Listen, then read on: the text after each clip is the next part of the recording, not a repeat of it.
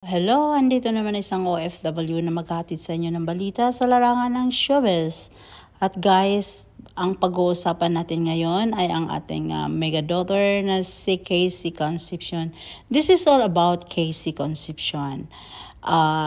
Dahil tayo ay talagang miss na natin ang mega daughter na magkaroon siya ng movie, concert with her mother, at movie with her dad, at hindi na natin nakikita siya talaga sa big screen or sa mga commercial.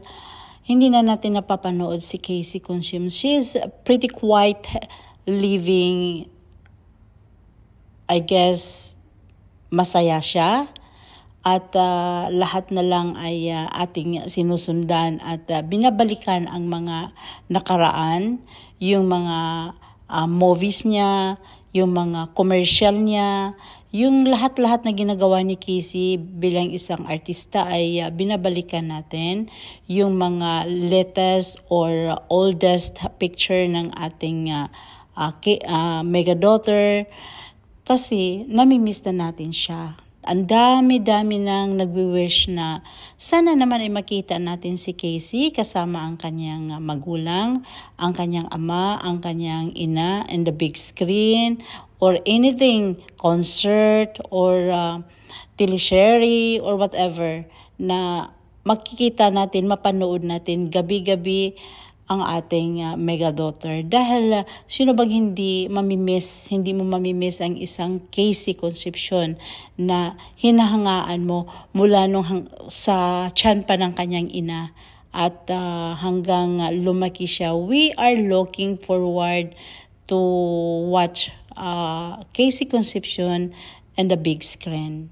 Dahil nga, namimiss na natin yung kanyang acting, namimiss na natin yung kanyang boses, lahat namimiss na natin yung kanyang mga aktibidad na kasama ang publiko sa kanya, ang mga fans niya, yung one-on-one interview na doon siya nagsasalita, makikita mo yung amo ng mukha niya, yung bang naiibsan yung kalungkutan mo sa kanya na habang pinapanood mo siya, habang pinagmamasdan mo ang kanyang mukha ay talagang hindi mo lang nalalaman na pangiti ka na dahil nga sa kanyang ala-angelic na mukha.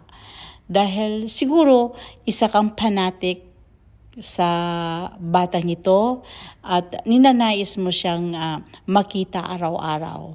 Kaya naman ang wish ko dito kay Casey Concepcion na sana naman ay magbalik na siya movie at makikita natin siya sa television at yung bang aktibo siya bilang isang artista. Anyway, sinabi nga naman ni megastar Sharon Cuneta na busy si Casey Concepcion sa kanyang business. She's tahimik lang siya, pero she's always abroad para noon nag-aral, nag-business at ang dami-daming mga bagay na hindi na natin nasundan ngayon kasi parang there is already parang harang dahil nga hindi na siya masyado aktibo bilang isang artista o bilang isang singer. Kaya naman ay